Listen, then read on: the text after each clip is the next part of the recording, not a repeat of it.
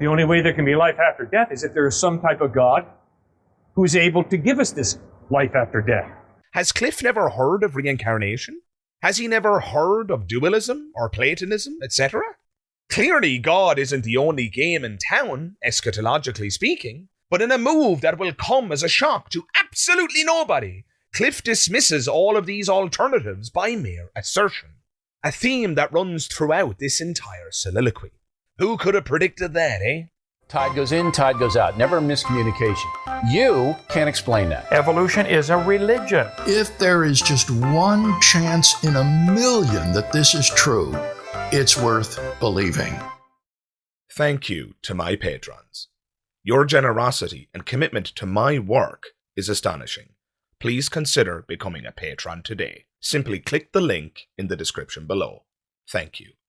Hey everybody, Magic Skeptic here, and you're all very welcome to another episode of When Theists Fail.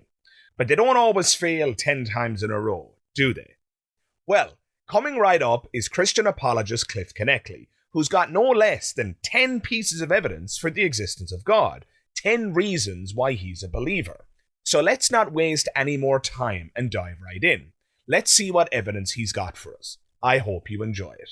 But if this omnipotent being does not respond back, how do you know if it exists? Okay, that gets back to the question of why I believe God exists, which is a very important question. I don't believe God exists because he's answered my prayers. Okay? I believe that God exists because the order and the design of the cosmos points to a designer. And we're already off to the races with evidence number 1. Order points to a designer, eh? It seems so intuitive, doesn't it? On a serious note, I really mean that. It seems so intuitive. In fact, this was one of the key pieces of evidence, which was a foundation of my faith when I was still a theist. In other words, this intuition was one of the pillars of my faith. The question is, what's wrong with the intuition? What's wrong with the claim that order points to a designer? Well, several things actually. For starters, one must ask where the intuition comes from in the first place. And I think the answer to this question is incredibly obvious, especially if you examine the most popular renditions of the design argument. Take William Paley, progenitor of the infamous watchmaker argument. Paley alleges that one can infer that watches are the product of design given their complexity, their orderliness, purpose, and regularity. And so too it is the case with the universe. After all, the universe is much bigger and far more complex than a watch. Ergo, it too must have a designer. Suffice to say, Paley's intuition that order equals a designer finds its home in man-made machines, objects which exhibit order and just so happen to be designed. So Paley reasons from this sample set of orderly man-made designs to the inductive conclusion that order, more generally, serves as a hallmark of design. But this inference is incredibly problematic. Remember, Paley, and by extension, Cliffe's goal here is to credit God with the alleged design of our universe, all on the basis that our universe is complex and orderly. But a sample set of man-made objects cannot be reasonably deployed as inductive evidence in favor of such a conclusion. Why? Because the designers of man-made objects are, by definition, human. Call them material designers. Yet Cliffe and other theists want us to use our inductive experience of orderly man-made objects to infer the existence of an immaterial designer, namely God. This is a textbook illicit inference. You cannot infer the existence of an immaterial designer from a sample set of material designers.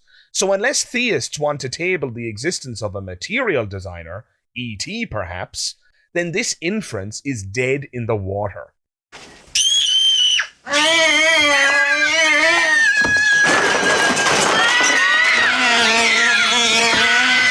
Now, some of you may push back and suggest that man-made objects do not form the basis for the claim that order points to a designer. Paley, Cliffe, and others, you might argue, aren't suggesting that because man-made objects exhibit complexity, that therefore the complexity of the universe cries out for a designer. No, you'll add, it's merely an intuition that they're articulating. When we see the watch, we simply intuit that it's designed. It has nothing to do with an inductive inference. And to that I'll say this: who cares about your intuitions? What if I don't share your intuition? How does one proceed if their interlocutor has the opposite intuition? If it's just an intuition, then why should I take your claim seriously? Truthfully, I am not in possession of the intuition that complexity entails a designer. I'm not even in possession of the intuition that the universe requires an explanation at all. I won't be surprised if we discover that it's non-contingent. And no, I'm not claiming that the universe is non-contingent, just to be clear. I'm merely pointing out that I won't be surprised if we discover that it is. So if all Cliffe is doing here is regurgitating his intuition that the universe's complexity points to a designer, then he can save his breath, because articulating his intuitions is not going to be very persuasive for atheists. No more than atheists articulating their intuitions would be persuasive to him. Atheist scholar Graham Oppy makes a very similar point in his discussion about Paley in his book, Arguing About Gods. Oppy addresses the possibility that Paley's argument is best interpreted as an intuitional one, and he says the following, quote, "Some of Paley's language may suggest that he thinks that when we look at the watch, we can just see that it is a designed product. We perceive that its several parts are framed and put together for a purpose. But there are at least two reasons why this can't be what he intends. If this were right, there would be no need to speak about inference, and the discussion would not carry over to the works of nature, since it simply isn't true that we can just see that animals and plants are designed products. At any rate, those of us who are not already persuaded of the truth of the conclusion of the argument for design, and more besides, do not see any such thing. And that's enough to undermine any argument based on this alternative way of understanding Paley's initial discussion. Clearly, Oppy agrees with me, or more to the point, I agree with Oppy, that this intuitional interpretation of the design argument is garbage. That said, I thought it worth addressing in case anybody believed that that's where Cliffe is coming from. But I digress. Getting back to the inductive case, remember, theists want us to believe that God designed our complex universe, and we can infer this from the fact that man-made objects are complex and evidently have designers. And that's the point. Designers with an S. Consider the fact that man-made objects are usually produced by groups of people. Cars, laptops, phones, washing machines, houses, TVs, games consoles, tools, furniture, roads, etc. They're all made by groups of people. This is yet another feature of the sample set from which theists wish to draw their inference to God. But they ignore this feature of the inductive sample set, choosing instead to infer the existence of a singular designer, namely God. But to be more accurate, surely the correct theistic inference to draw would be that of polytheism. But again, no. This feature of the inductive inference is ignored. In short, theists want us to infer the existence of an immaterial and singular designer, and this despite the fact that the sample set gives no such license.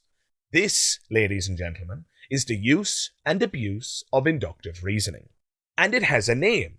It's called the fallacy of understating the evidence. This fallacy is best conveyed with an analogy. Imagine a car that has a high safety rating, great seatbelts, excellent airbag system, etc. But upon closer inspection, you discover that the brakes don't work and that the engine is ready to explode, rendering the car a death trap.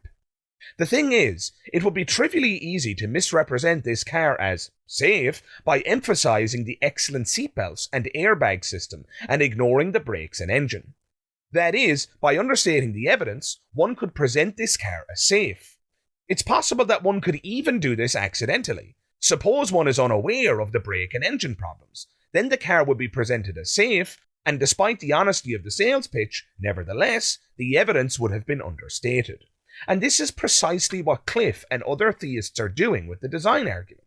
They understate the evidence in relation to man-made objects such that they can establish a sufficiently vague inference which fits their God, that is, an immaterial agent who single-handedly created the universe. And these are just the inductive problems with Cliffe's first claim. I haven't even addressed other possible explanations for complexity, such as chance and necessity. I haven't even addressed poor design or the problem of evil, etc. There's just too much to say, and in the interest of time, I must table my response to Cliffe's first point for now, not least because I have 9 more of Cliffe's talking points to get through. Lord have mercy. I believe that God exists because everything that has a beginning has a cause. The universe has a beginning, therefore the universe has to have a cause. It was only a matter of time before Cliffe was going to table the Kalam cosmological argument. If you would like to hear my thoughts in full on this particular argument, please check out the video in the description below.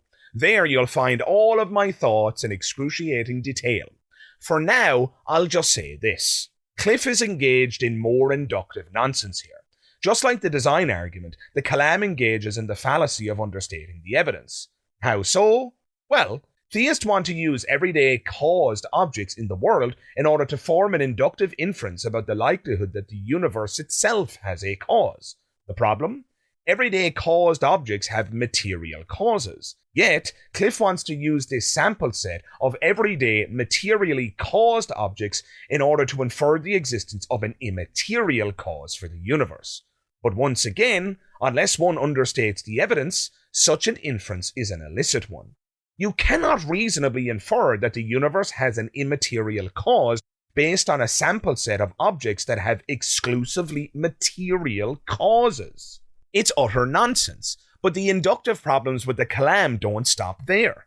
There's also an inductive problem related to the nature of what it means for something to begin. In premise 1, the Kalam points out that everything which begins to exist has a cause. This is an appeal to the everyday objects that we observe around us. In the second premise, the Kalam says that the universe began to exist, and therefore, according to the conclusion, the universe has a cause. Let's just table the preposterous assertion that the universe began to exist, a claim that has not achieved consensus in physics or cosmology. I've addressed this assertion many times in other videos, so for now, let's just focus on the first premise, namely, everything which begins to exist has a cause. The problem for the Kalam, and for Cliffe more specifically, is that none of the everyday caused objects in our sample set began in the same sense that theists claim that the universe began. This is a major problem for the Kalam because these everyday objects and their alleged beginnings serve as the primary evidence for the claim that beginning to exist entails a cause. Is it not the case that everyday caused objects are reformulations of existing matter? Tables, chairs, phones, laptops, roads, cars, cakes, houses, etc. Sure, they all begin to exist in a manner of speaking, but it's not the case that they are atoms and molecules spontaneously pop into being. No, rather, these objects are produced by assembling and reorganizing existing materials. The same, I'm afraid, cannot be said for creatio ex nihilo, also known as God's creation of the universe out of nothing. In this case, God is summoning matter into existence out of literal nothing. He's not merely reorganizing, reassembling, or otherwise reordering existing stuff, although some process theologians might take such a view. But why is this relevant? Well, if indeed all of the everyday caused objects in our sample set didn't begin out of nothing, and instead constitute mere reorganizations of existing matter, then how can such a sample set be used to infer anything about the universe, itself an entity which allegedly began out of nothing, according to theists? At best, our sample set of everyday caused objects could be used to infer that the universe was formed out of pre-existing materials, but theists like Cliffe aren't happy with this inference because they want to claim that God created the universe out of literal nothing. In short, the Kalam is guilty of an equivocation fallacy, because the term begins is used in two different senses, thereby revealing the inference from everyday objects to the universe to be an illicit one. I believe that God exists because the anthropic principle, life is balanced on a razor's edge. To try and argue that all this just happened by chance is absurd for me. This is just a bald-ass assertion, Cliffe. So I should probably just move on, because in the immortal words of Christopher Hitchens, that which can be asserted without evidence can be dismissed as such. But for the sake of being thorough, I'll say this. The idea that life couldn't possibly exist were it not for the precise conditions we currently have is spectacularly arrogant. You'd swear Cliffe was an expert in the field, but all we're actually witnessing here is ignorance coupled with confidence. How common it is that those two characteristics are coupled, eh? The truth is, it's very difficult to say what the universe would look like under different conditions. We're stuck permanently in this universe, so we have a sample size of 1. Not to mention the fact that we've explored a vanishingly small amount of the one and only universe we know exists. Given these limitations, theorizing about alternative universes, let alone the kinds of life that would be supported by them, is speculative in the extreme. Yet Cliffe delivers his assertions with confidence and certitude. Meanwhile, the people who are actually educated on these topics have very different things to say. But don't take my word for it. Have a listen. First, I am by no means convinced that there is a fine-tuning problem, and again, Dr. Craig offered no evidence for it. It is certainly true that if you change the parameters of nature, our local conditions that we observe around us would change by a lot. I grant that quickly. I do not grant that therefore life could not exist. I will start granting that once someone tells me the conditions under which life can exist. What is the definition of life, for example? If it's just information processing, thinking, or something like that, there's a huge panoply of possibilities. I mean, we just know so little about what constitutes life and how it. I mean, we have the universe we have, and you could imagine fiddling with the numbers and making them. To what extent that freedom is even there, mathematically, isn't clear. It looks like the constants in nature are fine-tuned for life to exist, but we don't know if another set of constants would allow another kind of life to exist, or we don't know enough. It's part of the problem of the anthropic principle. It's really a principle based on ignorance, not knowledge. It's based on saying, we don't know the answer. We don't know enough about the universe to know if there's a fundamental theory that says it has to be this way, or if these weird coincidences are there because we happen to be measuring them. And there you have it. Shockingly enough, Cliffe's claims are premature at best and moronic at worst. Who'd have guessed it, eh? I believe that God exists because the amount of information in the DNA of a single cell is so densely packed, it demands an intelligent mind. Let's have a little bit of fun with this piece of evidence and grant Cliffe a massive assumption. Let's assume, for the sake of argument, that all of the information we encounter comes from minds. Where would that get us, and how would that help Cliffe? The short answer is, despite this generous concession, it wouldn't help Cliffe very much at all. The problem here, for theists, is that they want to accentuate certain features of the inductive inference and ignore others. So we're back, yet again, to the fallacy of understating the evidence. Sure, it's true that information can be produced by intelligent agents, but theists want us to stop right there and look no closer, so that they can conclude that DNA must have had an intelligent designer as well. The problem is, the true inference, if we're being more specific, is that information is produced by material agents. Therefore, DNA must have been produced by a material agent also. But this doesn't work for Cliffe. He needs a supernatural being to take responsibility for the information coded in DNA. The rub? Nothing in our inductive experience justifies such an inference. If anything, it's more likely that aliens coded the information which resides in our DNA. For at the very least, aliens are a naturalistic or material hypothesis, something which aligns with the inductive inference Cliffe is proposing. Yes, we're back to E.T. again.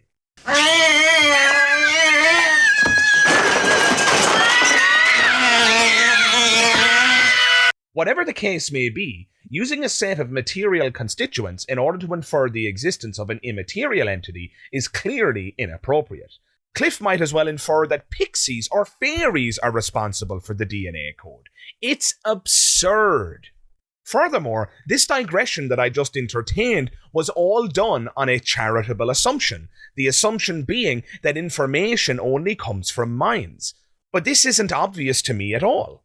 Consider the following. When I place my hand in the sea, information is relayed to me, namely that the water is cold, among other things. Wouldn't Cliffe's contention that information demands an intelligent mind require that he adopt a rather bizarre belief in this case?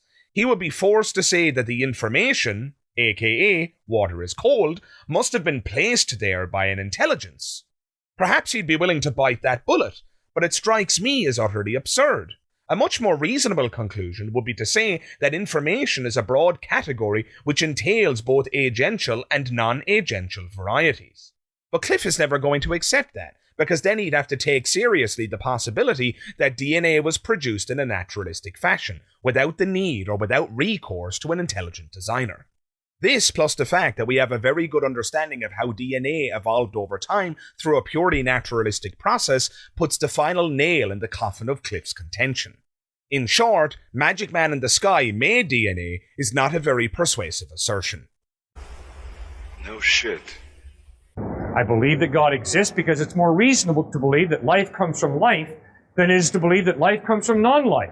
Why, Cliffe? Why is it more reasonable to believe that life comes from life? If you want to appeal to the history of procreation, we're going to end up with yet another illicit inference, and God knows how you love those. Clearly, one cannot reasonably infer that there exists an immaterial creator of life based on a sample set of material lives, each of which was birthed by material parents. Other than that, all we have here is another bogus assertion. Better still, even if I grant your assertion and assume that it's more reasonable to believe that life comes from life, then wouldn't God's life entail that he was produced by a previously existing agent who was alive? Oh no, of course not. God is special. So not all life necessitates other life as a prerequisite then, thereby obliterating your very own principle in an explosion of special pleading and assertive nonsense. Of course, the theist could say that God isn't alive in the same sense that we are. He's not a biological life form, so to speak. And sure, this places God in a different category, which arguably exempts God from the principle that life only comes from life. But it exempts God through equivocation. For now, the term life is being deployed in two different senses. If life is being defined in the biological sense, then the slogan, life comes from life, precludes God. I see.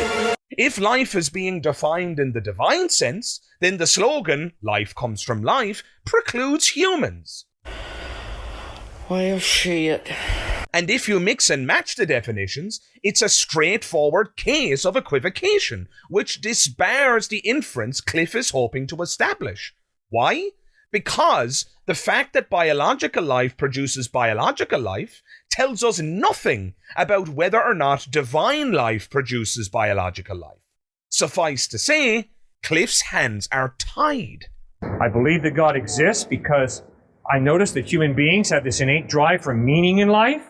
The only way there can be real meaning in life is if God created us for a purpose. And this innate drive that I notice that we human beings have for meaning is best explained by the fact that we were created for a purpose.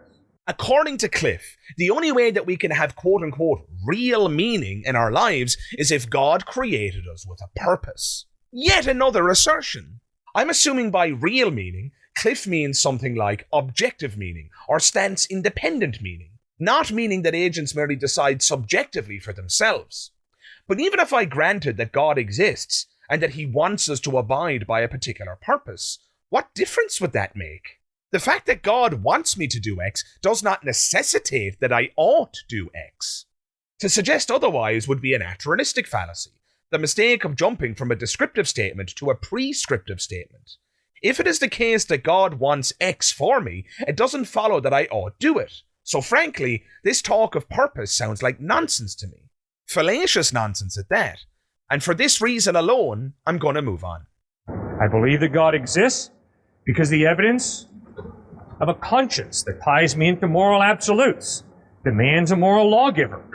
To assert that the phenomenology of conscience points to the existence of moral absolutes, speaking of absolutes, is absolute bullshit. Cliffe is clever enough to know that the phenomenology of conscience can be accounted for in other ways, as a reflection of society's norms and taboos, for example, or as the internalized commands of our parents a la Freud, or as the byproduct of our sociobiological evolution, or what have you. Clearly, one's conscience does not require an appeal to magic and or the supernatural in order to explain it. And if Cliffe wants us to believe otherwise, he's going to have to do a hell of a lot better than assert it. I believe that God exists because I experience love. And if there is no God, love is simply a biochemical reaction. I'm sorry, my experience of reality is there's more to love than simply a biochemical reaction. If there is no God, love is merely a biochemical reaction? Oh no! Oh no! Oh no! I simply don't share Cliffe's intuition about deflationary thinking, or reductionism as it otherwise may be known. For him, it would appear that love loses its significance if it's merely biochemical, but I just don't share that feeling. By way of analogy, my enjoyment of a chocolate bar is reducible to synaptic firings, the release of endorphins, and biochemical interactions. Yet, these facts have never once detracted from my enjoyment of a chocolate bar. It's just as tasty each and every time. And so too it is the case with my experience of love. It matters not to me that ultimately biochemical processes explain it. But I guess there's nothing I could say here, dear listener, that would change your mind. Nor is there anything that I could say to change Cliffe's mind. If you guys already have the opposite feeling or the opposite intuition, we're at an impasse, it would seem. But what is absolutely not up for debate, the fact that Cliffe doesn't like the idea that love is reducible to biochemistry, tells us nothing at all about the existence of a God. And on that, we must agree. I believe that God exists because I experience free will. And free will shows me that there's more to you and me than just a machine. We're human beings with a free will that demands there be a God, a personal being, who creates us and gives us this free will. There is no free will. So me think, why waste time, say lot word when few word do trick? I believe that there's a God because I notice that all human beings, myself included, have a drive for life after death. The only way there can be life after death is if there is some type of God who is able to give us this life after death. Our drive, as he puts it, our desire for life after death couldn't just be explained by the fact that we fear death, no? But of course, Cliffe has a different hypothesis. This desire for survival beyond the grave must point to the existence of a real afterlife. Well, to that, I say this. Don't millions of people have a desire for reincarnation, Cliffe? Therefore, reincarnation must be true, right? But of course, Cliffe won't accept this, because it doesn't jive with his theology. Inconsistency aside, the larger problem here is this.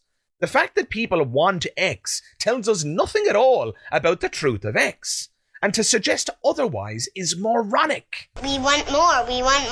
Like, you really like it, you want more. But the most ridiculous thing Cliffe says here is that the only way an afterlife can exist is if there's a God who can give it to us. The only way there can be life after death is if there is some type of God who is able to give us this life after death. Has Cliffe never heard of reincarnation? Has he never heard of dualism or Platonism, etc.? Clearly, God isn't the only game in town, eschatologically speaking, but in a move that will come as a shock to absolutely nobody, Cliffe dismisses all of these alternatives by mere assertion.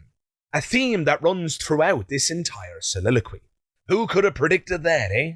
So those are 10 pieces of evidence that point to God's existence. That's why I believe God exists, for those 10 reasons. 10 pieces of evidence for God's existence, Cliffe says. More like 10 pieces of evidence for Cliffe's idiocy.